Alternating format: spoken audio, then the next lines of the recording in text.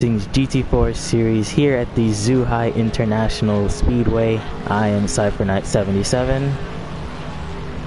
And I am Kieran McGidley. Welcome to Zhuhai, a track you know very well, Cypher. Well, I wouldn't say I know it well, but I know it well enough from past racing experience. If we can get the track map up, I can explain a little bit about this circuit. Alright, there we go. So Zhuhai is a 14-turn speedway. It's kind of an interesting one. It's, for one, when you think of Chinese racetracks, most people tend to think of Shanghai, but Zhuhai has its own brand of characteristics, as we'll see the drivers tackle them today. It's quite a narrow track in some spaces, very difficult to pass, but also has quite a lot of passing opportunities if you can time it right.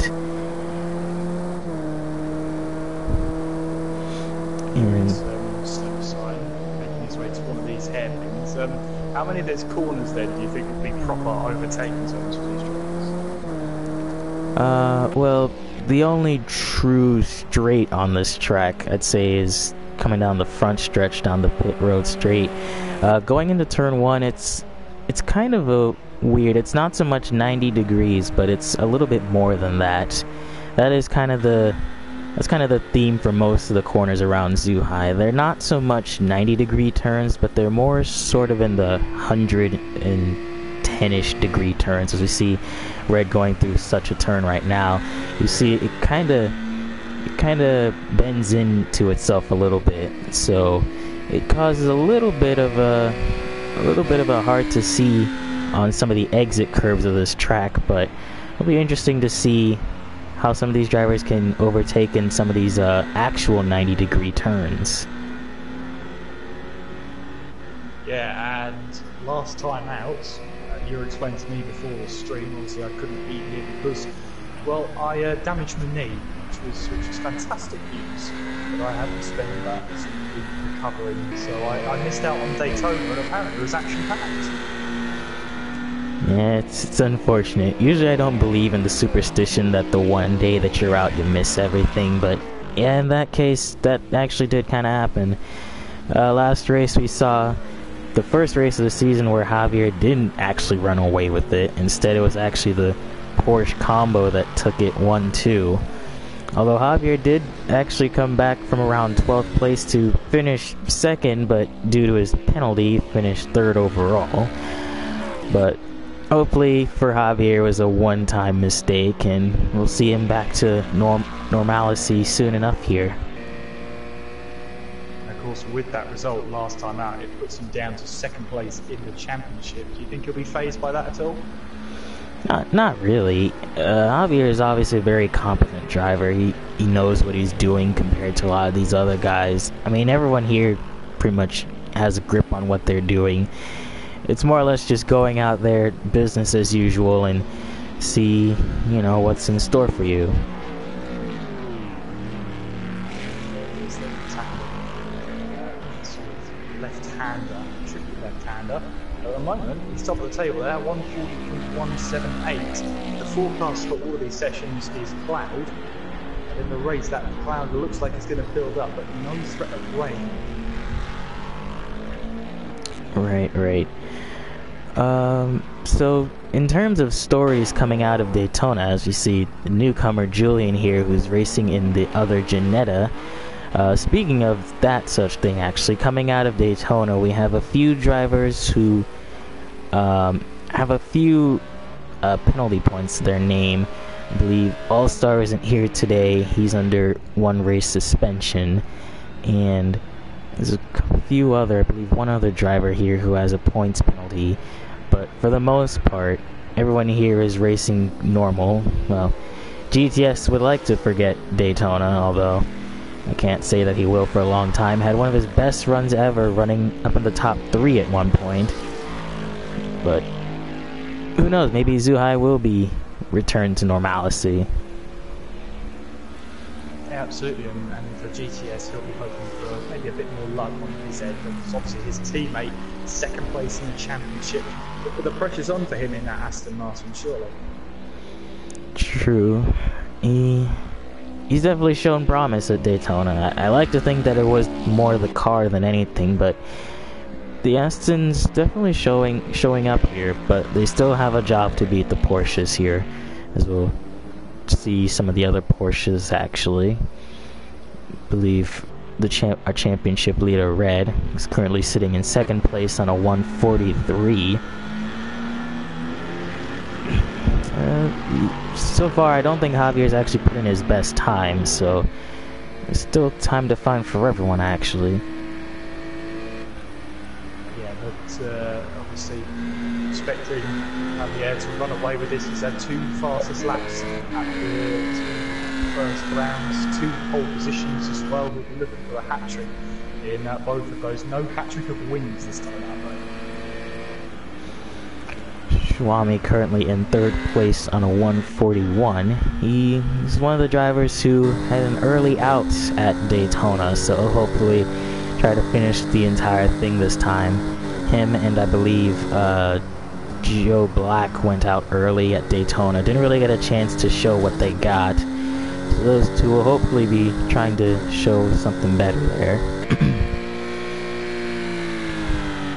Husa's actually struggling a little bit to get himself set up here. Javier there does actually go fastest with 139.5 in that Aston Martin. And it sort of begs the question, can anyone match Javier's pace? Obviously he had that problem last week in Daytona, but I don't know, can Red keep up that championship battle? So far, I'm gonna be optimistic. If Fred can do what he did at Daytona and take the lead coming out of the first sector, then he can definitely challenge, but it's gonna take a lot of concentration and hard work. So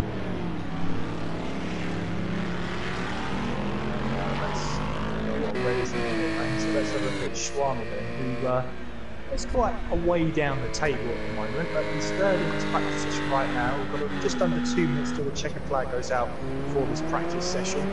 And at the moment then, it's looking promising for the Aston Martin of Javier, as Schwami there is actually up by 7/10 there.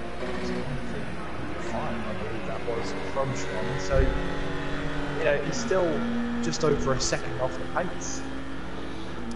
Slim Sign currently in 5th place with the 142.5. He was one of those drivers that would also kind of like to forget about Daytona, for being completely honest. Actually, I'll say, besides from the KTM of Husa, who continues to have disconnection problems, all the other KTM drivers hopefully just trying to rebound from the disaster that was Daytona. Obviously, we saw that on the straights they were 10 miles per hour or something around 20 kilometers per hour slower than most of the other cars. At a track like this, it is quite straight line speed dependent, but not to the length of Daytona, so could we see the KTM do something a little bit more here? One thing we should keep an eye on are the Fords as well. So that's Max Wade going 5.6 seconds fast. His fastest time so far has been 1:56.5. It's now Karatis is disconnected as well. So it's not good news for Husa or Karatis right now. At the moment, they can't join the lobby. Well, hopefully they can get set out. So far, Bowie and Ryan not setting times, so probably just biding their time, not really worrying too much about it right now. Red does close the gap into Javier's time. He's only 7.5 tenths down from Javier right now, so who knows. However, it is only practice. Most of the midfield, apart from that, seems relatively close, but it's all to play for in qualifying. I'm actually quite interested in this. Absolutely, there's the newcomer Julian, 155.7, currently on a lap right now. And I think I can explain why Bauer's in the pit lane. He's got a sort of penalty of LO2, which means he has a practice ban and a 5-minute qualifying ban as well. So that's why he wasn't setting a lap time in this session. And you're right, we thought All-Star has a race ban here at Zhuhai. Thanks to incident at Daytona, which Julian there goes into the gravel. Well, that's not good there. Yeah, that's part of the trickiness of Zhuhai. The corners definitely, they curve in, but they also, at least from my perspective, the braking zones here aren't telegraphed that well. So it won't be a surprise to see many drivers off at some of these hard to predict corners, or just spinning out like that under heavy braking.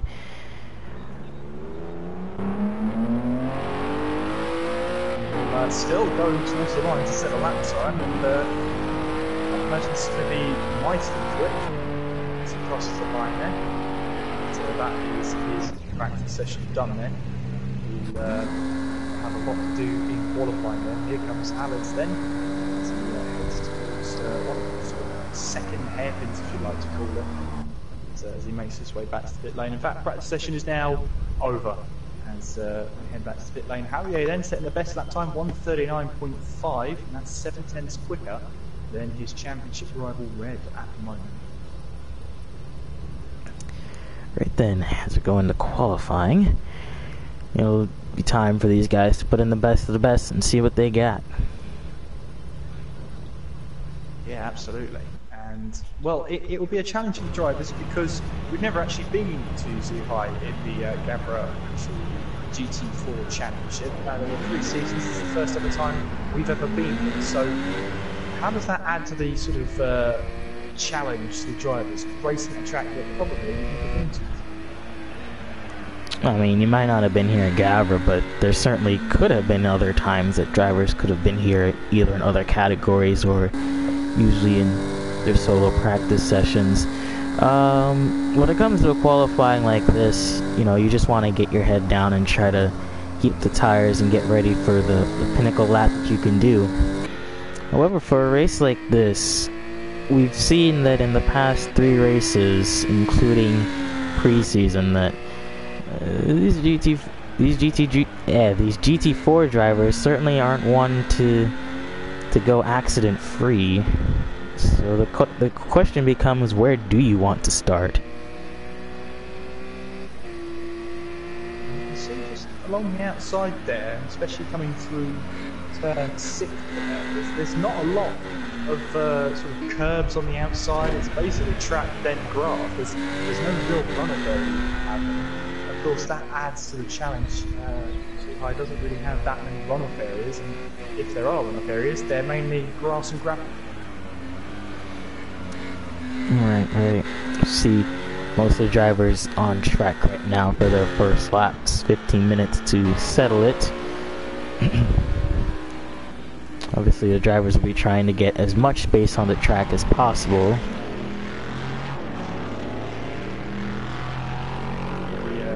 The grunts of one of those cars there, as Javier now makes his way down towards turn 9. It's almost a double left-hander. Turn 9 and turn 10 is just coming up here. So there, Javier much, well, just over half throttle I would have called that, so not brave on the throttle through there, especially on really cold tyres. You can see the fuel level there, 11.3 litres of fuel as he makes his way now through turn 11 to turn 12, a slight right-hander as we now make our way now down towards turn 13, with a slight left-hander as we make our way here, and then all the way to the braking zone of turn 14, chucking the car in, and then making our way now down to the start stretch. As Javier crosses the line, we'll start a flying lap. Are we putting some money on Javier pole position? I mean, you'd be hurting yourself if you weren't. Well, who could be his rivals, could you say, in this qualifying session? Well, definitely the 2 Porsches of Red and Beckeritz, if Beckeritz can definitely get himself into the lobby. But Red's the first of the drivers who's out there trying to set a lap right now, breaks all the way from 120 to just around 50 miles per hour going into the last of the 180 degrees turns. As he heads down here into the final corner, will be interesting to see. He's running around 24 liters of fuel, which is a little too much actually, unless he's hopefully just trying to burn that off over some long runs. But a little too much fuel in the tank, at least for my opinion. He comes across the line first to set his time, which must have been an invalidated time because it's not showing up. So it's going around it once more. So Growth then, who on the race feed had a load of lap time validators, but I think that's just one lap time invalidated, but multiple times. I'm not really too sure, but it's the next way now. Through turn 11 and 12, now making its way towards 13. There's a group of cars there actually making their way towards the line. I wonder who it is. I think that's Javier in that group. Yes, it's Javier, GTS, and Max Blee, and that is Adam off in the background. That's Adam. Just getting it all wrong in the last corner. But I was gonna say, Javier going first with the 139.3. That is his teammate up ahead. You'd think in the same car, 143.7. That's 4.4 seconds down at the moment.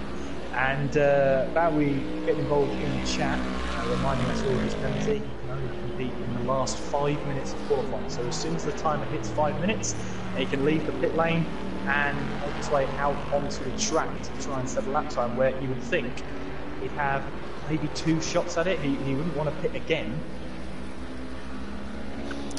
Well, that's assuming if he can get around one time to get 1 lap off, because there's a car off in front of GTS. I didn't really see who that was. It was off in turn 9 and 10, I believe. But Ryan going out to set his first laps in the KTM. Julian with, I believe that's Joe Black behind him, all setting his first set of laps. He's currently standing in 10th right now. So there's a lot of damage to the front of that car. I wonder if that's the car who's going to... I believe he's getting out of the way of Joe right here. So there's a camera up there. Yeah, so a lot of damage to the front of that car. So around the final quarter, and that looks like he's still going to try and set a lap time here. Oh, Julian was 3 seconds off. In fact, 3.9 seconds down. So that could have been him making a mistake there, but it's hard to tell. He just gets turn 1 a little bit wrong and then loses the backing completely. Keeps it out of the wall though. So on the exit of turn 2, he's able to sort of keep. And that's Husa in the wall. I believe that's Husa. No, it was. Oh no, Slim Sign. Right. He had just started a new lap, I think. Yeah, and he got turn 1, or the exit of turn 2, I should say. Wrong. Led's also getting it wrong into turn 9. Is it just a case of some of these drivers maybe pushing too hard? Definitely. I mean, you can only push a GT4 car so hard before it just snaps on you, but some of these guys choosing not to run certain assists that these cars do have access to. I believe all these cars actually have at least a little bit of ABS and traction control, apart from... Actually, no, all these cars, I believe, have ABS and a little bit of traction control. Some drivers just choosing not to use it. So that could be a little bit of the cause. Well, there is GTS. He's done a better lap time since. It's 1:42.1 set. This 2.8 seconds down on Javier still. And that's a car in the background. It's the Porsche. That might be. Well, as GTS goes faster, I believe that was blue Porsche.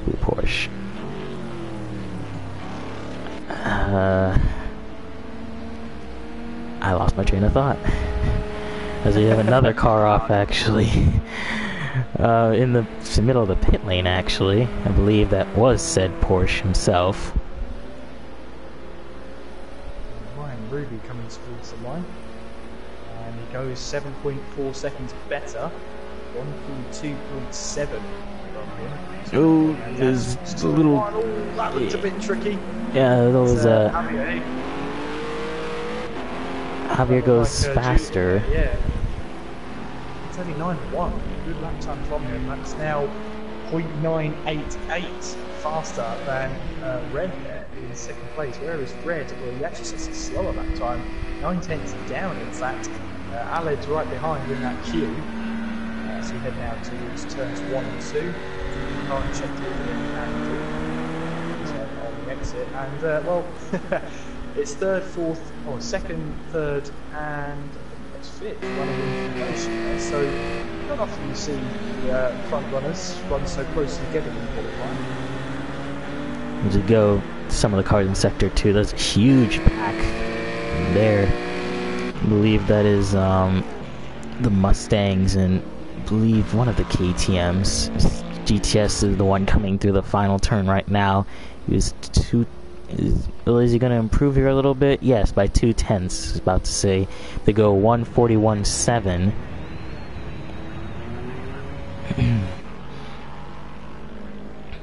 There's Crowther there, and he's met the wall somewhere. That's a lot of front end damage to that car. Ooh, there's some drama going into coming to the last corner now. Oh, Aled's, well, Aled's taking a little spin there. But I was looking for, well, they're coming through the last turn right now, actually. Yeah, Javier leading this group of Julian, and I believe that's Husa there, who's finally going to get a representative time in, maybe.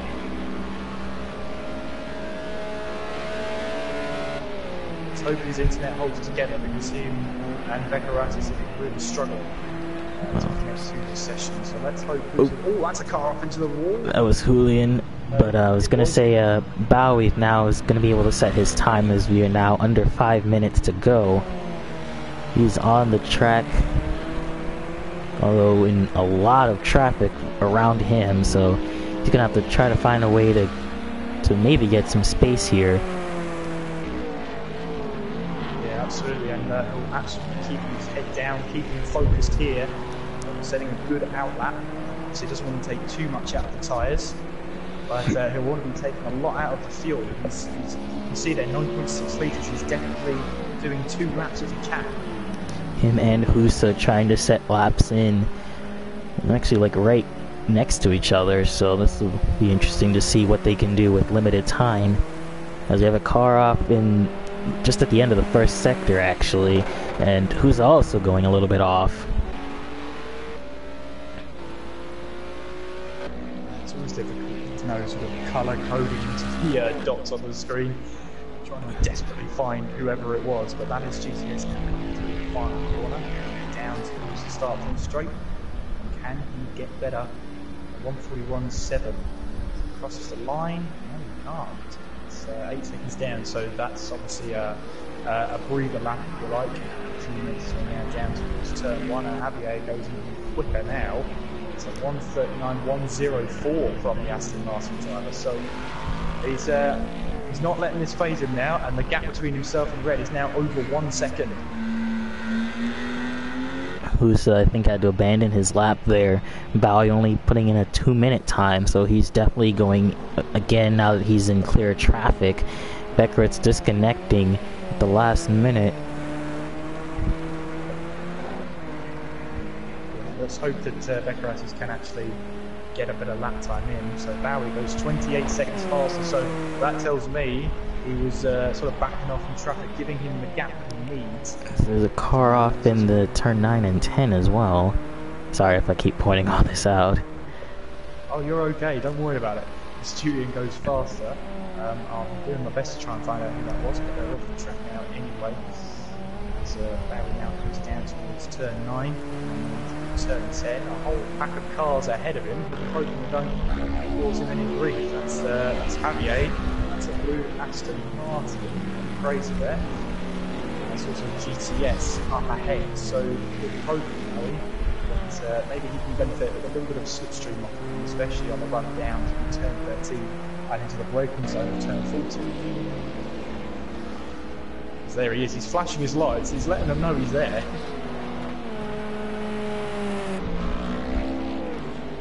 Coming to the last turn now to set his first representative time of the day. Where will it put him, he's a good couple seconds up actually. He goes 8th with a 1:41.9, just around midfield actually. Not bad at all for him, but he'll have time for one more lap.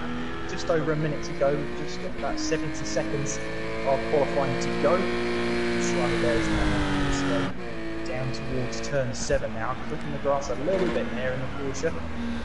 Javier and Aleds are in the pits, so I don't believe they'll be coming back out anytime soon. So it's all up to Red to try to beat Javier's time, as that's not going to help him. 7/10 down, so I don't think this is going to be a good lap from him. And I don't think he'll be able to... Well, he might be able to get back to... Yeah, he'll be able to get one last lap in, as Husa still has not set a representative time yet. I think he's just going to be content with starting at the back for this race. Oh, definitely not. Well, any chance he had now is out the window as Red parks it back up. I think actually he was looking for the pit lane and then missed it.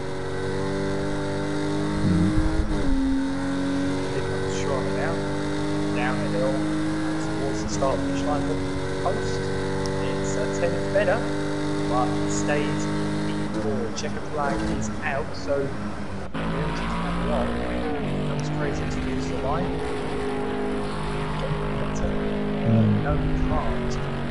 GTS, no improvement either.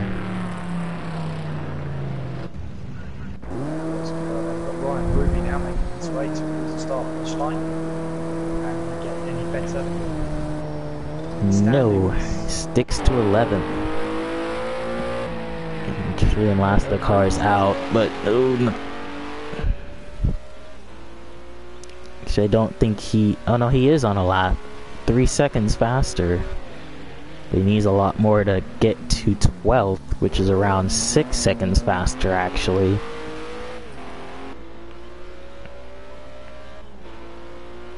But turn 13, and turn 14. Can he get any improvement? Get himself up the order. At the moment, in his first race, he'll be starting with P13. But can he get any better than that on the run towards the line? Or across the line? And it's an improvement, it's 1.69.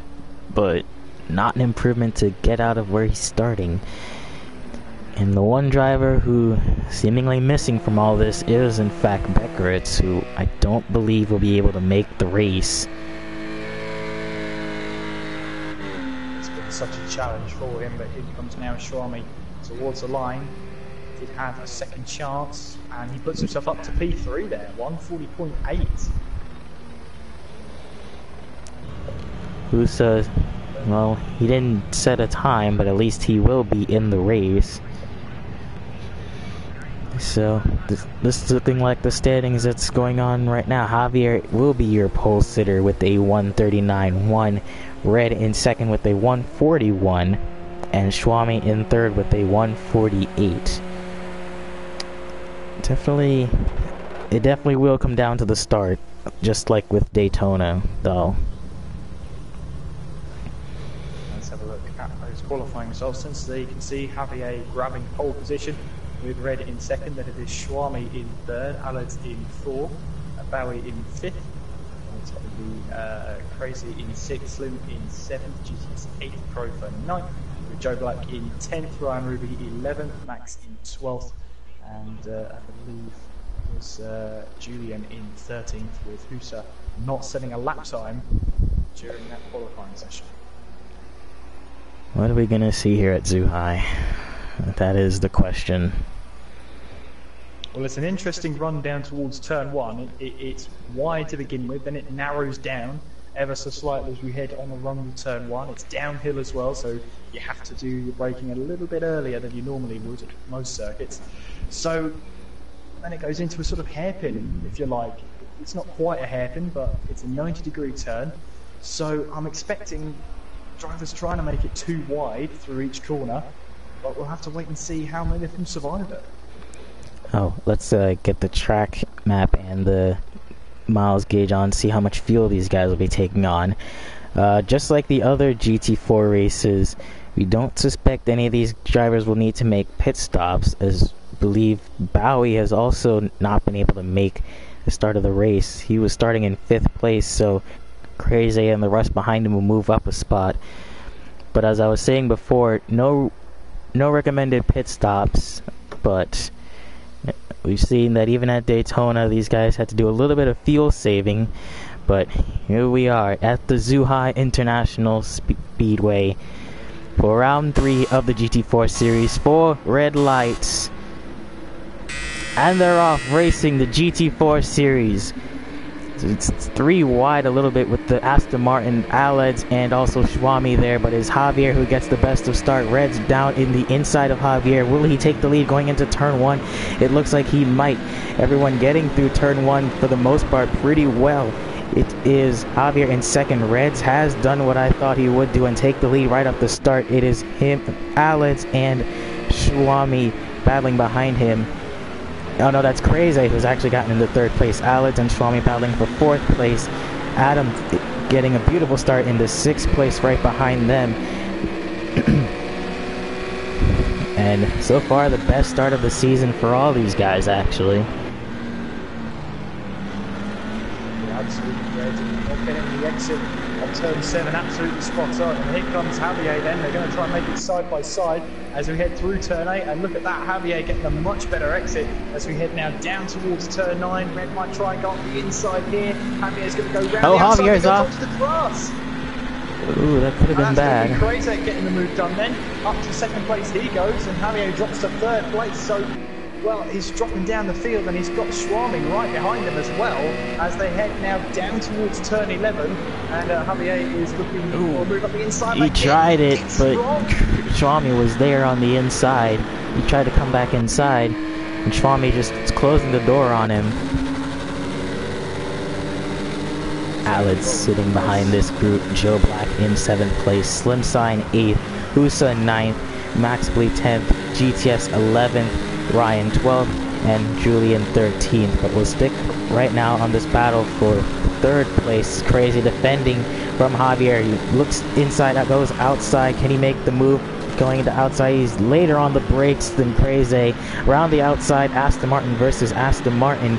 It looks like Crazy will hold it going into turn 4 coming up here. They'll be side by side going through the kink. Javier looking to be later on the brakes once more. Crazy on the outside, and that's Schwami looking for a move down the inside. He will make it stick. Aleds looking to also capitalize on Schwami here going into the exit of Sector 1. As it looks to the inside here. Aleds definitely pushing his way through and just slots in right behind Crazy. Yeah, that was a great move from Aleds then. He knew that had to be done. And they are still running pretty much in single file here. And Schwami under attack from Adam, sorry. Yeah, that white Aston Martin with that Grover then. Ooh, Aleds on the grass. Yeah, Aleds on the grass, getting that slightly wrong, but it's Schwami then. I think he's a little bit hesitant to try and then Adam also on the grass. Yeah, and he's dropped back all the way to 8th place now.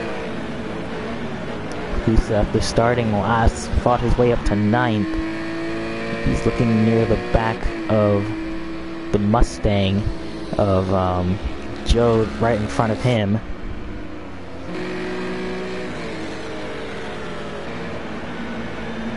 So Joe Black through the final corner. He's in 6th place right now, so it's a good start from the Ford Mustang then. But Red leads then from Javier and Crazy as they head down towards turn 1 for the 3rd time. Aleds and Schwami right behind them. Adam just trying to look up the inside of Husa there, can't get it done. Yeah, definitely the best start from these guys all season. They definitely have learned. Husa looking... Oh, I'm sorry, not Husa, Slim Sign. Sorry. You're right, they're exactly the same car. I can that one. As Schwami is putting Alex under pressure now as we head up towards turn 7. Ooh, and Adam looking at the inside of Slimsign as well. You also had the Porsche of, was that Schwami looking at Alex. Yeah, Schwami getting past him. Ooh, gets it a little bit wrong. Gives him a little bump. But nothing too bad.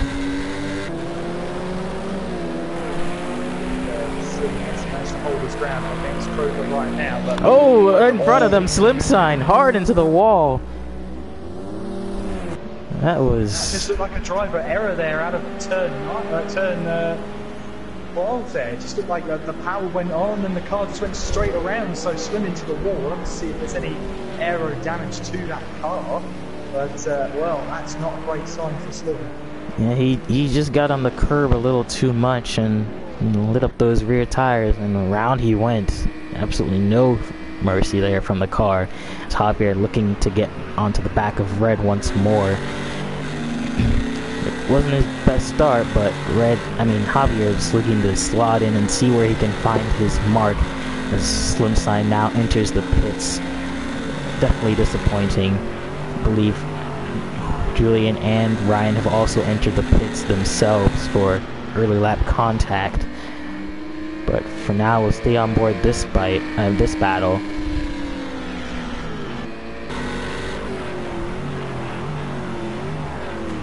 Ooh, Fred just slipping a little bit. That's happens when you brake a little too much. The car can easily snap on you. And lucky that the corner is actually so slow that it allows for a mistake like that. As we have the car going really slow actually through the middle sector.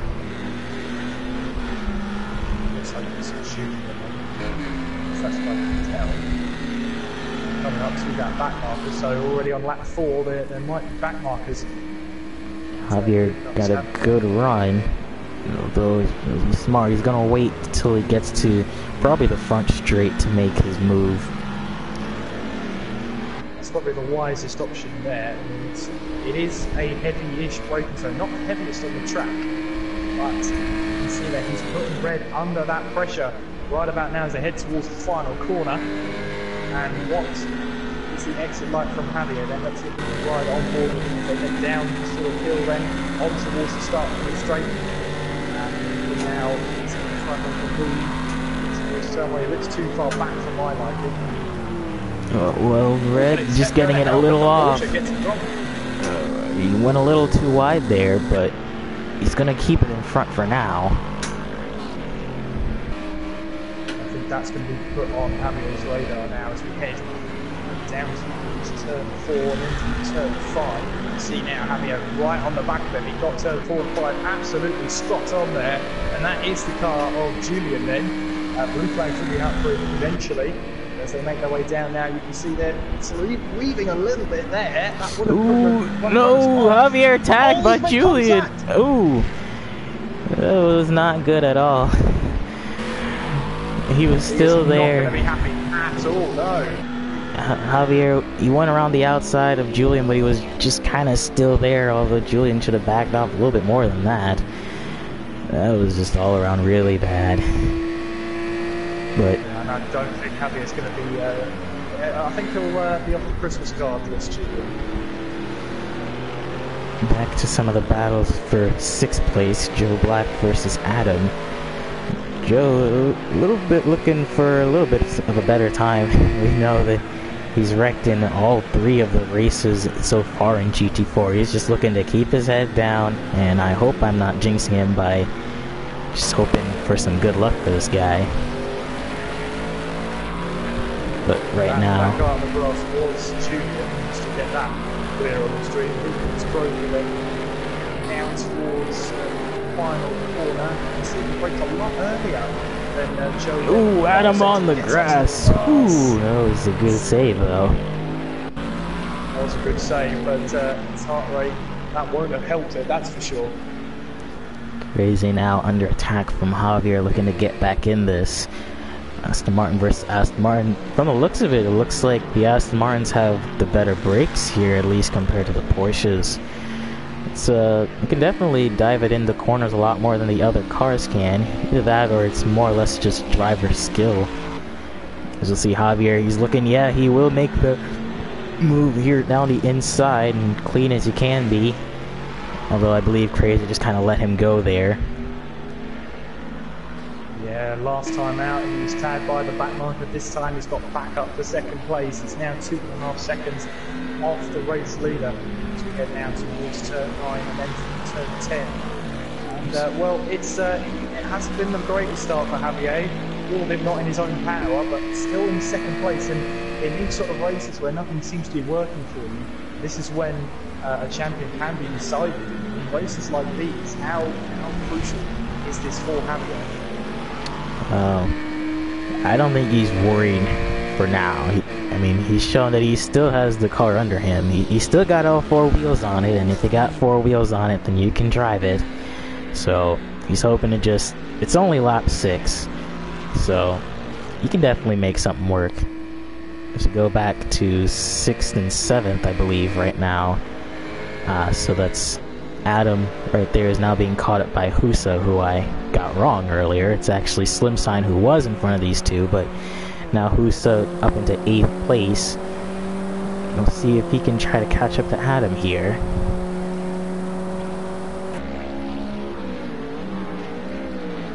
He's red leading from Javier and Fraser as we enter onto lap number 7. And Red at the moment has less than a second to the car behind, and that is Javier, and you see there as we head towards turn 7. As you were saying, that Aston Martin looks so much better on the brakes there, on the exit of turn 7 as well. Coming now down towards turn 8, you can see then the Aston Martin is gaining and gaining as we head towards the braking zone of turn 9. And again, he's able to close that gap, Javier. Alright, well, he's been able to do it so proficiently actually that we could see him try to make a move a little bit. Although he is definitely pushing the car. He knows that he wants to try to lead as much of this as possible, but he is pushing the car to his limits. And we've seen in the past that pushing your car, especially early race like this, can cause a lot of psychological problems for the driver, especially throughout the midway part of the race. Ooh, Red just getting a little wrong there off the final corner. Javier definitely has the overspeed here. He could try to make the move.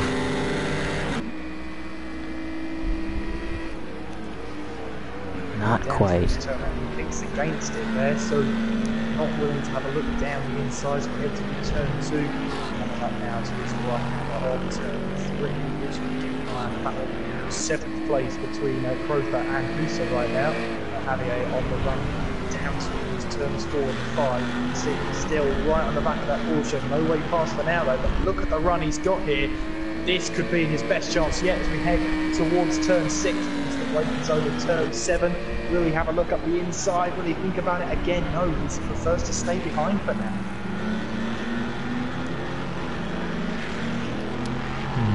He's close, but not in close distance enough that he feels like he could definitely dive bomb and get away with it. We've seen mostly Javier has been willing to break from really far back. That's kind of been his style so far. So I don't think he wants to try it in some of these really tight corners.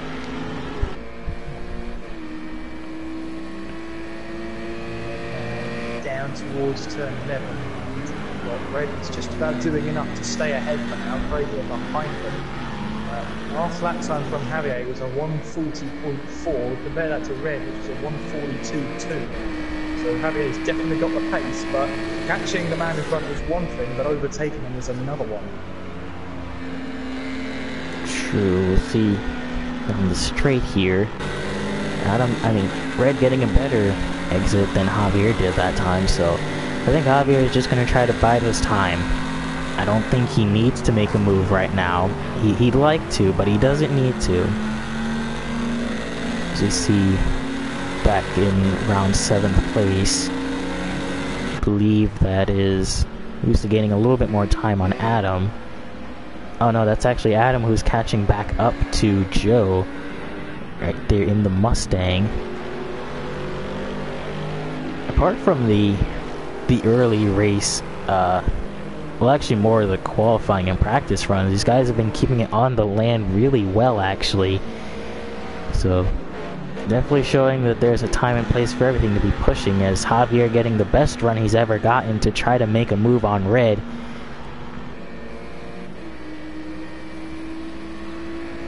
Going down towards turn 9, red has the inside line, has to put Javier onto the outside. He's done that before and hit the grass, this time he just about keeps it on the island. Red is able to stay ahead for just another couple of corners as we head over the crest towards turn 11 now. And again, Javier not quite close enough. That was a good chance there, but Red defended his line very well. I think Javier is overcompensating a little bit. He definitely respects Red enough to give him some room, but I think he's putting himself off a little too much. As you see, Joe now defending from Adam going into the second to last corner here. Adam definitely got his pace back a little bit. He was up there in qualifying. He can definitely try to overtake Joe here in a couple of laps.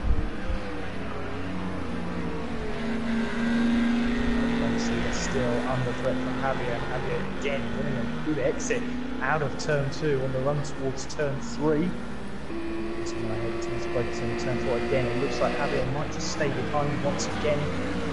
Turn 4, trying to go the inside there, it puts you on the outside of turn 5, and sort of profile of the corner, sort of discourages you to try up the inside.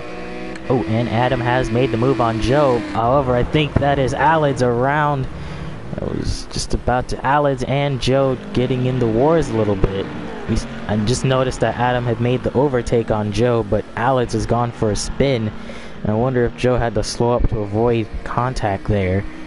We'll have to cut back to that later. Javier's still on the back of Reds as there's another car off. I think that is, that might be Maxley, maybe? Oh no, that's Alids again.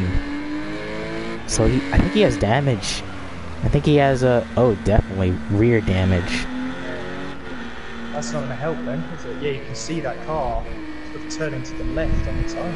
So, yeah, that's definitely really damage. Does Joe have any damage either? I'll have to check in just a second as the two leaders make their way down towards turn 14. Javier right on his tail then as we head towards the last corner now. Not the best overtaking place in the world. It's not insistent in fact, but Javier knows getting the exit of the last corner right is going to be crucial as we head our way now down towards turn 1. It's in the slipstream of Red then, but as we head towards turn 1 again, Javier just deciding against making the move, but the Reds defence there had a good line going into turn 1.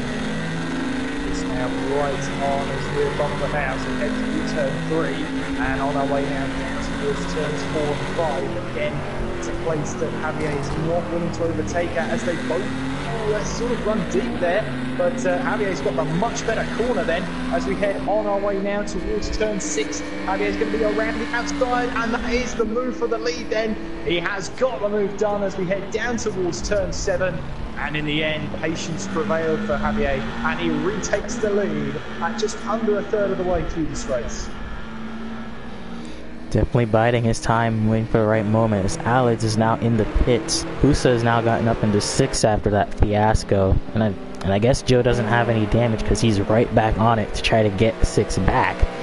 But definitely a mistake from Alids there, costing him majorly. You saw him have major rear damage, definitely affecting his rear wing. But Joe a little bit onto the battle for 3rd and 4th, I believe. It's crazy being caught by oh no, that's actually Red getting away, or Javier getting away from Red, excuse me. So definitely Javier does have the better pace than Red, as they'll be trying to slot through some lap traffic soon. Oh no, actually lap traffic coming into pits. What Interceptor there saying the Mustang looks like a monster truck behind the KTM. Well, it's no BMW M8, that's for sure. I have to agree though, it's size difference wise, it's a lot longer than the KTM there. I mean, I can tell you, I've driven the Mustang personally, and you definitely feel the height difference compared to some of these other cars. It must be weird chasing a smaller car in front of you. I always associated a smaller car with a shorter wheelbase, therefore better handling, but I guess that's not always the case. Well, it might be, but the KTM is a special kind of exemption. It sacrifices most of its speed for a lot of its handling. So you don't really see the KTM spin out too much compared to these other cars. The Mustang has an absolutely insane amount of torque to it, so it requires a lot of traction control to hold on. You see Joe being caught a little bit by GTS here. Just before we got into this battle, Nico was saying what I said in the pre-season race, that the Mustang is a really good looking car, and that black and green really suits it. But yes, GTS is right on his tail now, as we're heading now down towards turns 9 and 10, and GTS is really looking to score some good points here himself, and also the constructor as well.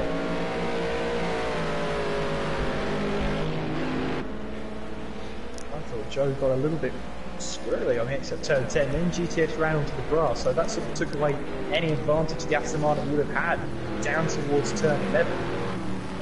But, yeah, Joe running a little bit wide there. That's going to be seen by the Aston Martin, and he might be able to capitalise on that. As you see, actually the gap between them is sort of increasing at the moment. GTS is looking quite down. Looking out, then inside. GTS looking to cut back in and get a faster line, which he might be right now. GTS Aston Martin versus Mustang GTR, as he will have the move done way before turn 1.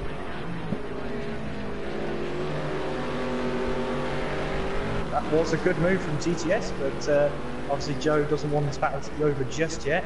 Let's see if we can ride on board with him as they head to turn 3. Now on the way down to turns 4 and 5. Great, so that's the path there. It looks like he was going to run deep into that point there, but actually he used the curving at turn 5 to his advantage. Look how much he's pulled away. Indeed. As Aston Martins seem to be able to take the curves better than the other manufacturers. I'd say it's more of a driver track, but definitely these drivers showing that they do have an impact on the race results here today. Let's see.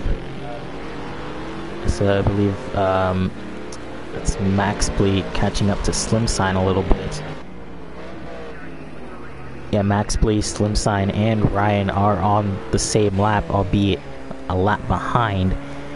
They'll be in the race for 9th position throughout this race, as there's a car off, I believe, in the last sector. That is Julian, and oh, that's Adam behind.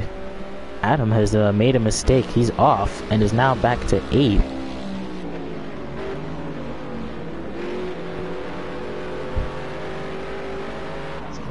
Joe up to 7th now as they chase down GTS. That is Julian on the left hand side of the picture as we make our way now down towards turn 1. And that promotes Husa up to 5th place. So Husa starting from down near 14th, I believe. He's up to 5th. Has been a good day for the KTM then so far. Of course they haven't reached half distance just yet, but looking good for Husa then. Oh, that's a GTS. Went wide. I think just a little bit flustered, actually. Just got it all wrong. I mean, he's gotten up into 6th. Now he needs to try and hold on to it. It's actually Joe who needs to hold off Adam here, who's trying to come back after, I believe, a spin. He goes up the inside, although a clean switchback from the Mustang. And that is all it takes. Adam having to rethink his strategy once more. Yeah, absolutely. He did try to move up towards turn 7, didn't quite work, and I thought I just saw a little bit of the tiniest bit of contact there on them, as that's Julian off the track there behind them. It's on the entrance towards turn 9. For him, it's just all about getting to the chicken flag. Ooh, Mustang goes Adam to the left-hand looked, side there. yeah, definitely Adam looked for a move, but Joe kind of preempting it. That looked a little bit, not so nice, but neither of them made significant contact, but now it's definitely getting a lot heated as Adam around the outside, he got the better run off of Joe, but he is on the grass a little bit. So I wonder if he'll get a track extending penalty. Yes, he does have a track extending penalty, so that place will go back to Joe.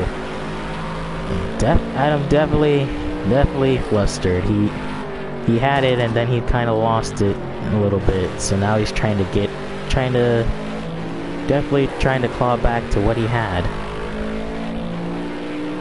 It's always going to be difficult when you're having a tough race. You want to do your best to get back up as quickly as you can, but it's not always the easiest way to do it. And towards the end, those who start getting a little bit desperate. Grover here, he's just going to keep his head here. Still plenty of time to go. He knows that he could get into it. In certain places, it's just going to make himself out of the man. Indeed, I was going to say, Swami has now cut the gap into Crazy a little bit. So, he might be looking to claim a podium spot here soon enough. Crazy looking for one of his first podiums, actually. It's possible in that aspect, but he's just got to be wary of that Porsche behind him, as that is the back marker of Max up ahead of them as we head down towards turn 1. He's just going to keep his cool at the moment. He's managed to keep Swami at an arm's length right now, so that's all he needs to keep doing. And Adam has Adam's got back in front of Joe, actually just right here. However, Joe's going to try to come back at him, definitely.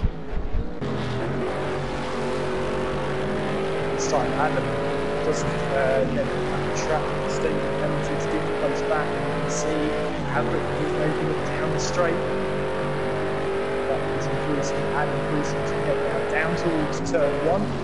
Joe there just can't quite keep up with the Aston Martin. Ooh, well, you say that, but then Adam just getting it all wrong. Ooh. I mean, make one mistake, shame on you, but Adam definitely not. He's just trying too hard. That's all I can really say. That seems to be the way. It's the same. You know, you haven't had the greatest race. That you've got nothing to lose attitude can still work against you in some scenarios as you head now towards turn 7. Where you're just focusing on his exit now. Right on the rear bumper of the Ford Mustang as we all to the right hand side, trying to find a way past now. Let's see if we can get a better view as they head their way down towards turn 9. That's going to be Joe up the inside. Can he make the move stick? No. The Aston Martin goes around the outside. Croker gets the move done on Joe Black then, and the Aston Martin is ahead. Well, and that's Joe. Well. They both got it off too much, and that's not what you want to see.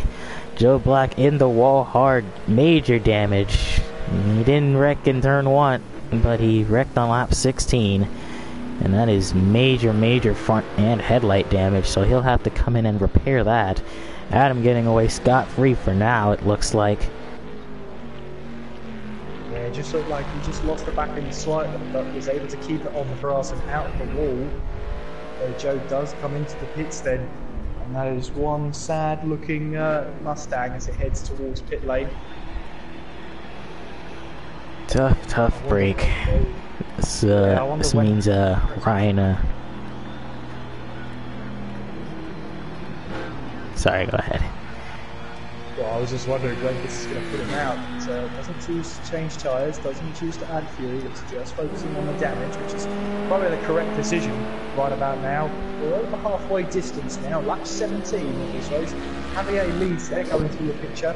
Red, who's 8 seconds down now, he's in 2nd place. Crater is in 3rd, with Schwani there in 4th place. That's Husa in 5th place. GTS in the distance in 6th place. That's Croker there in 7th place. We've got a car off again. Not quite sure who that is.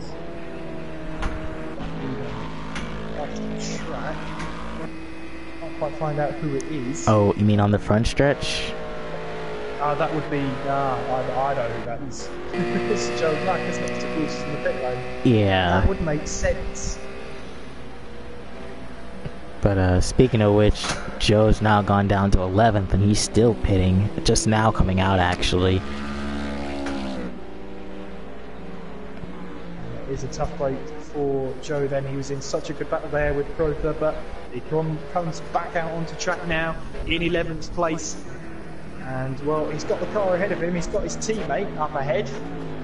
So that is position for 10th place, but he knows he's just got to keep working with the car, because if he finishes this race, he does get points. Continuing down the field, Ryan, who's in 8th place, who has a fair share of early incidents. He's just picking up spots wherever they lie. Slim Sign also not real well. He was in the wars a little bit earlier today, but he's back down into 9th. Max Play in 10th, Joe 11th, Alex is down into 12th after his incident, and Julian in 13th. That is your race results so far. Yeah, and for Julian, it's been a tough day as he moves to the side then to let more cars through. It's maybe been a bit of a baptism of fire for Julian, and from here maybe the only way is up for him.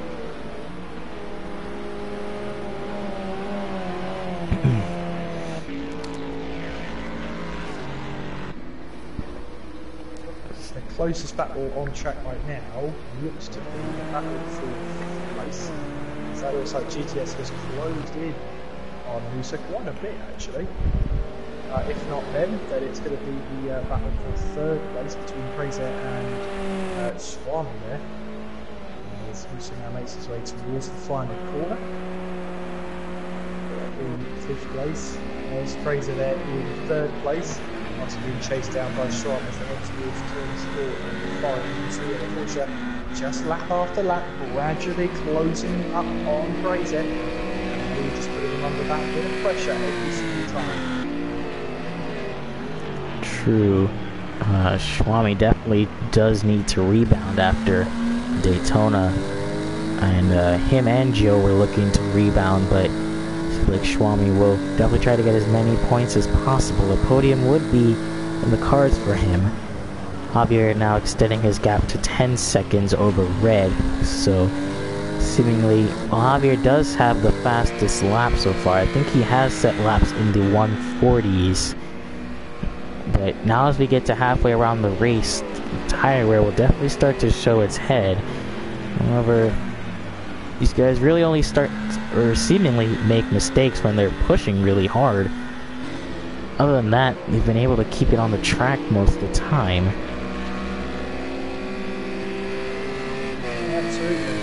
And keeping it on the track, it's a long race this, so keep on putting in those lap times. At the moment, Shani there, currently, what do you call that, just I'd say 1.6 seconds behind Fraser right now, as that is Jeanette getting out of the way there to move down towards turn 1.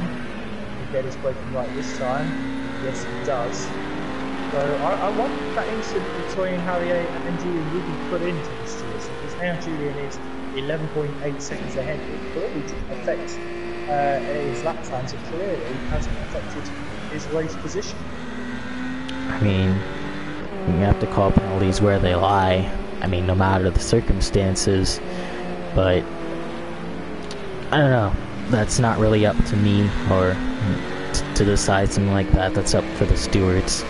But see Husa here, who's slowly being caught by GTS. He's a lot closer now, actually. So I believe that Aston Martin straight line speed coming in clutch for GTS is. Well, I hope I don't jinx him for arguably the 3rd race in a row, but he really does need to get a decent finish here as he looks onto the back of Husa. Will he try to make the move? No, he won't. He will just try to stick in behind for now, but like I said, GTS was running in the podium spots for the longest time at Daytona. He's in the midst of a top 5 here, which will definitely be better than everything else he's done is he looks to the inside of who's on the outside, but GTS has the preferred line and he has messed it up and taken them both off the track. And boy, I just keep jinxing this guy, don't I? We've got to lay off him at some point. I mean, we've already jinxed poor Joe Black's race, and now GTS as well, but yeah, that break zone towards turn 9, I feel like it's never going to happen. And well, GTS has let Huso back too, but Huso will be far from impressed with that one. See, this is why you can't be positive on a race broadcast, because the universe just doesn't want that. Yeah, lesson learned, to always be negative. I take inspiration. Oh, unbelievable. Well, here comes Huso then, down the sort of crest here, and he'll start its 21st lap, I believe. Yep, there we go. We are on lap 21 out of 33, so by my maths, that's 13 laps to go. Well, I'll look at it on the bright side. To be fair, they're both in the race, and I don't think any of them sustained major damage, so, I mean, for now it doesn't look like Adam can catch up to them, so as long as they just keep it on the aisle once more, then it should calm down a little bit. Swami there is still closing up on Fraser there, and it looks like he's been closing up for a couple of laps now. As Yassin Martin Fraser looks down towards turn 6 now. No, it's turn 11. Through turn 12. Coming to that fast left-hander of turn 13. And then our way towards the braking zone of turn 14. At the moment has been sort of reeling that gap in, bringing some consistent lap times, and slowly closing in. True. I believe there's only 7 cars in the lead lap now, as I think Javier has lapped all the way up to Ryan, actually. So it just kind of shows the pace that he has been able to bring out, despite having a few instances of his own. Then again, we did see this at Daytona, so it isn't really this surprising. Well, remember that Javier actually had that brake failure. We were telling him before the stream started, so that's how he was finding himself falling down the field. So, you know, with 12 laps to go, anything can still happen to these guys. Well, speaking of which, I think GTS has made a mistake because he's falling way far off the back of it. Well, speaking of mistakes, he's got damage. I wonder... Absolutely. It's a sad looking sight when that Aston Martin has a bit of front end damage. He hasn't come in the pit either, so I wonder what... He might have gotten one of the corners wrong chasing after Husa and kind of bended into the wall. If he's not willing to pit, then, well, he might be able to continue on at least for a 6th place, but however, Adam has definitely tried to claw back whatever positions he can after his incident, and so he will likely fall victim to Adam here.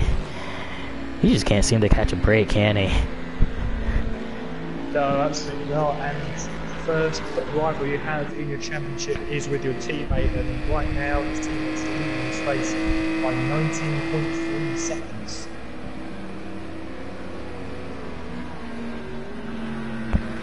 But Schwab looks to close the gap, and it's sort of stabilised for now. That gap's ooh, there's slightly a bigger. car just off the exit of turn 11 and 12, I think. I think a car is in the wall. It might be... Could be Alex there. That rear bumper is hanging on by a thread. Oh yeah, Alex has actually picked up more damage from somewhere. He's got front and rear damage, actually. And it's really an I was gonna say that Adam is actually, he's catching up to GTS slowly. So, either GTS's damage isn't as bad as we thought it looked, or he's definitely just trucking on with whatever damage he does have. As that's Red falling into the clutches of Crazy now. Surprisingly, Red had a 5-second lead. They're right there. wonder if you made a mistake or something outside, because, you know, for Crazy to catch that fast, as you said, he had a 5-second gap to these cars. Now he's falling into their clutches. This could be a three-way battle here with 11 laps to go, 10.5 if you're really going to be that picky. And, well, could be a good battle for second place towards the end of this race. True, true. So, the Porsche sandwich here with Crazy in between. Crazy looking to be the upset to Porsche's dominance so far. But, just saying, Adam's slowly catching up to GTS right now. So, if GTS isn't pitting, then the damage isn't as bad as we probably are seeing if him not actually having damage at all. He might just have spun a little bit and is slowing up compared to Husa, who's sticking in around 5th place right now. So Adam will definitely catch up and probably challenge for 6th place, so it's not all bad. We thought it was a lot worse. Absolutely. 10 laps to go then here at Zhuhai. And, well, it's going to be an interesting race. It's definitely an action-packed. So let's just jump on board with the battle between GTS and Crowther as we head now down towards Turn 1 Crowther. Having a look up inside there. Oh, GTS got it all wrong. Turn 1. And that might be the easiest move Crowther's ever had to make for position. And he's up to P6. Definitely just getting it all wrong going into Turn 1. Looking in the mirror too much as Red actually, I think Crazy tried to make a little bit of a move there. Red keeping in front of Crazy. Now that Crazy's got Red in his sights though, he will not stop his pursuit. Absolutely, and the pressure is on them in these closing laps. They head now down the crest towards Turn 1, and that is Aled coming out of the pits then. And actually he's waiting just before Turn 1. Oh, well. This could be a little bit of cluster coming down towards Turn 1 here. Well, as Red has gotten it wrong and he's touched Crazy a little bit. He tried to cut back, I think. But Crazy was still there. Yeah, that, I wonder if that back marker had anything to do with it. I wonder if Red will be looking back at that. As we head through Turn 4 and then through Turn 5, Red is still on the tail of Crazy there. Crazy now up to 2nd place. I don't think he was pretty much expecting to get into 2nd place. We're then now down towards Turn 7 here. Well, Crazy's had a pretty good car all day actually, so this might just be a little bit of luck of the draw. Considering Red seems to kind of be making a couple more mistakes than he'd like to be making, at least in these final 8 so laps. He's going to keep his cool though now, Crazy. He's made the move for 2nd place. He's now got to try and build that gap wherever he can. And of course they've got Shrami right behind them as well. Ready to pounce if any mistakes occur, or a bit more back than happens anyway. Red coming back quickly. We've got a good exit there as we now head through Turn 13 now towards Turn 14 as Lisa looks for any sort of gap as we head towards the final corner. Crazy will have the inside line, but the Porsche here, watch out for him coming down. Ooh, he got it all wrong, and that is... Ooh, no, he's in the wall. I saw him hit the grass a little bit, and he overcorrected, and in the wall he went. And that is not how you do it. No, that was such a mistake there from Red all on its own. Lost that back end, tried to save it, and in the end couldn't quite do it. And well, that front end damage doesn't look as bad as it could have been. You keep saying about how these drivers always seem to keep making mistakes when they're pushing, trying to catch someone. And Red, obviously no exception. He tried to cut back inside and maybe get a better run than Crazy there. Hit the grass a little bit, upset the car, and then overcorrected back left. And he could not brake in time to save himself from the barrier. This now promotes Swami into 3rd place and Crazy looking to keep 2nd place. But with only 7 or so laps to go, Red will definitely have to pit, and that might promote Husa into 4th place, unbelievably. Yeah, Usa, who's just been keeping his head down. He's almost had a race of his own, having internet troubles during practice and qualifying. He didn't let that get to him though, and from starting outside the top 10, as we see the car go off there, that looked like a Mustang to me, and it was Joe. Oh no, that must have been Max Blee actually. It's Max Blee behind Husa. My mistake then. As, yeah, so Husa's just been keeping his head down, putting in those lap times, and well, he has been in the racing zone, but he's currently 5th place, and as you said, if Red does decide to pit in... Oh no, he's not. No, I don't. So he obviously thinks that it's not worth pitting with this damage.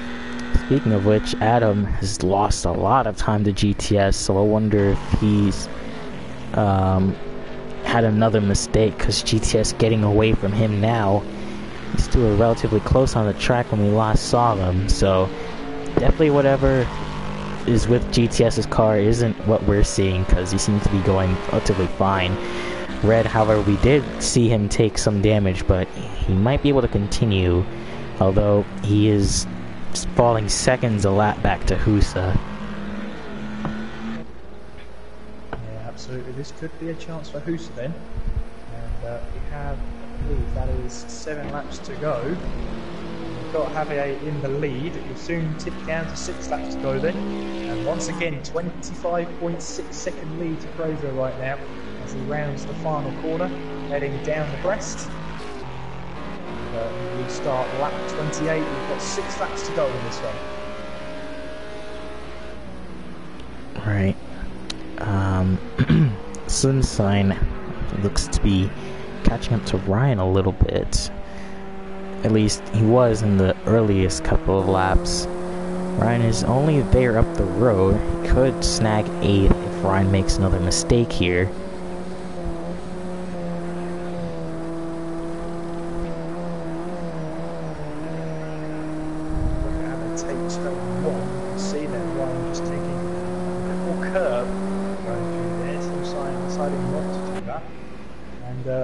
If you've got the same car, which these two have, the KTMs, the track and racing line you take, the braking points, the acceleration points, they all matter, especially when you're in such similar cars. True, and obviously the ones who drive the KTM know its strengths and weaknesses better than anyone else, but it would seem like for now Ryan will be able to hold on for 8th place over Slimshine. Definitely not the race he was looking for, especially after his earliest incidents at Daytona, but it seems like he'll just have to wait another week to get the race that he really wants.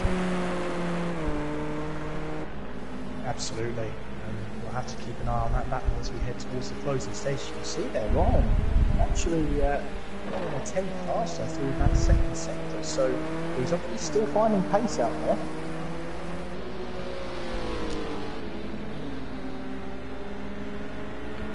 You see, back on board Red. The gap seems to have stabilized a little bit more now that he's gotten his groove back a little bit. However, I can't say that that damage isn't doing something for him. But if he keeps like this, then he will retain 4th place. However, definitely realized he could have gotten a lot better had he not, made the mistakes he did earlier in the race. Currently, he is Javier leading. Ooh, it's Adam off. Adam off there, and I don't know if he was just getting out of the way of the back of the front runner there of Javier, or if he genuinely did make a mistake. I suppose we'll never know now. Speaking of which, Joe has passed his Mustang teammate of Max, if anyone's looking for that info. Well, I was, but definitely with the battle of the teammates there, that could be crucial, and for Max to be so far behind his team, it's almost 30 seconds now behind the 2 teammates, so yeah, I'm wondering if Max had to come into the pits once again to repair some damage, but yeah, the field's pretty spread out now as we head towards the final 4 laps of this race as Javier comes down towards turn 14 to the 29th time. He will start lap number 30 in the lead. 4 more laps to go when he crosses that line. And if it was so spread out like this, it's never safe to assume that this is going to be the end result, because car failures can happen at any point. As Adam in the pits. Yes, this is why you can't count anybody out. So Adam to the pits. I wonder what this is then. It's clearly, unless there's right-hand side damage to that car. I've only seen the left-hand side. Well, this will promote Ryan and Slimsign into 7th and 8th. How is that back doing? Well, it's just about 4 seconds. As Julian also disconnects. Julian there. It's been a tough day for him. Multiple visits to the pit lane, multiple times off track, so that's just not the greatest day for him. But we'll be hoping that this is just a lesson for him to keep pushing on. Yeah, Adam's still in the pit, so he must have damage, and this will leave him susceptible to Joe. I believe he's coming around the final corner now, so Joe will get up into 9th place. As that's Alid's also in the pits. I think Joe there, yeah, he does get past Kroger. So Alid's, again, really damaged the car. Has he missed his pit-ups, or are they just not showing up? I think he's parking it. Yeah, he's definitely parked it. He shut the car off. He's calling it a day. Well, that is a shame, because he needs to,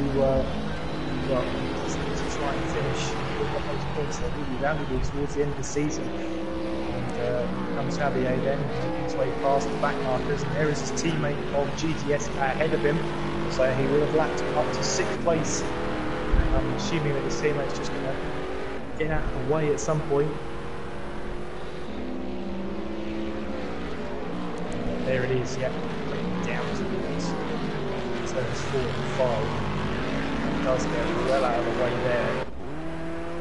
There is Ryan Ruby though, and he's managed to sort of maintain that gap to Slimsign here. So this is when you get 2 equal cars on the same bit of track. They sort of have the same performance funnel enough. Oh, I believe that's Max off, but I could say Red putting in times quite slower than Husa, but he already had a pretty big gap. Husa now 20 seconds back from, I believe, was like 30. So yeah, Red making the optimal option not to pit there, and will at least keep him in the 4th place. As Crazy now extending his gap over Schwami.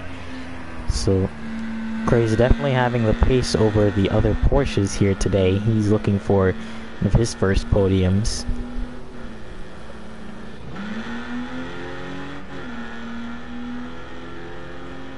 And it has been a race that's had its moments, especially towards the start, as you were saying, so you probably had one of the best starts this season, one of the cleanest anyway.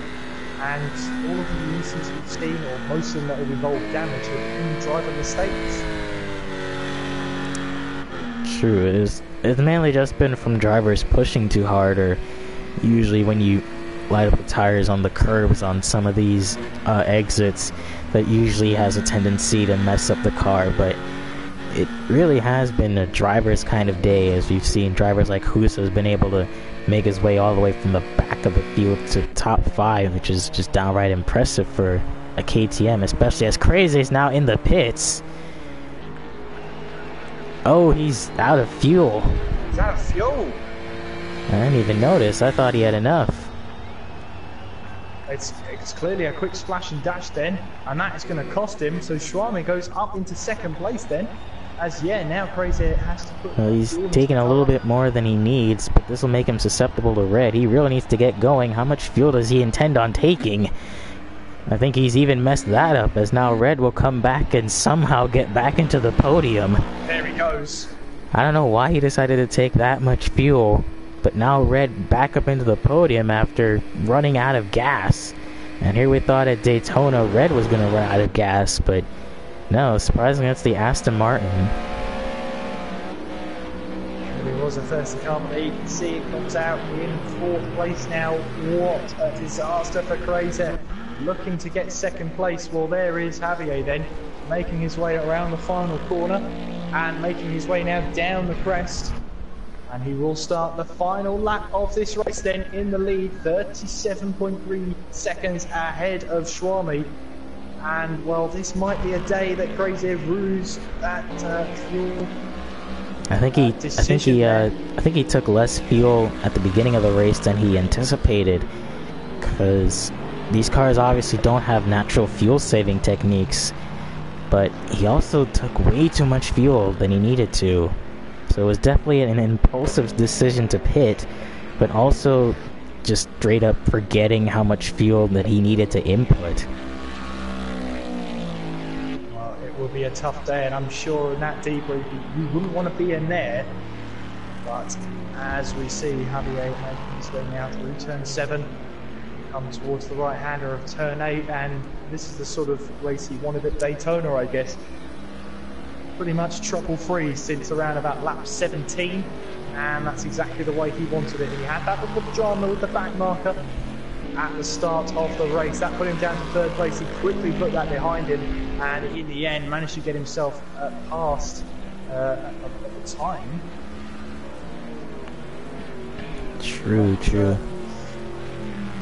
He's had a pretty faultless day since that halfway stage, and as he makes his way coming towards turn 13, he's only got a couple more corners to go, and hopefully his brakes hold up as he makes his way towards the final corner now.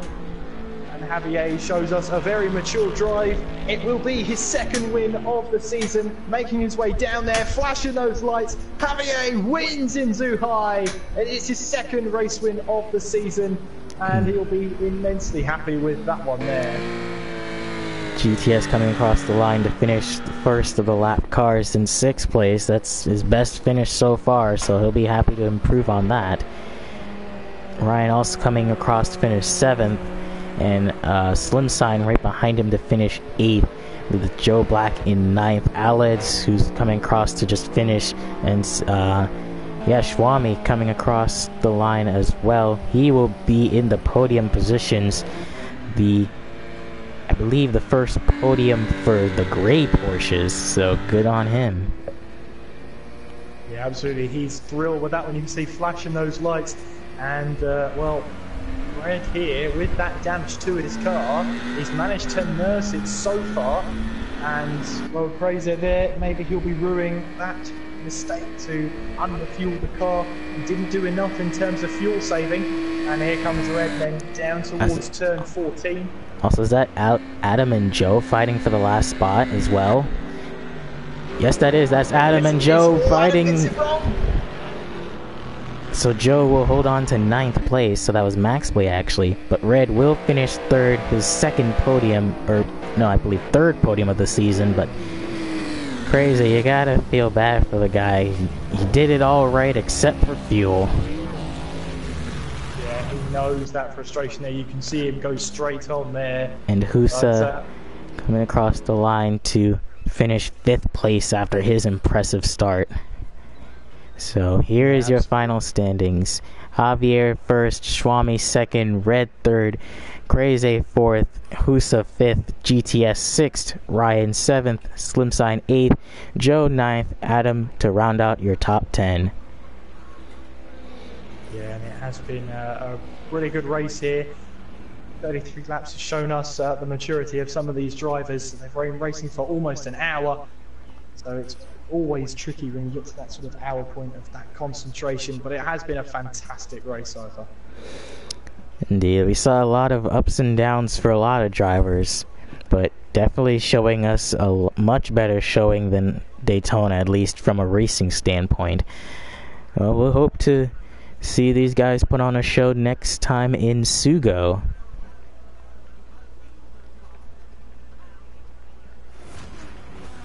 So, I've been Cypher Knight 77.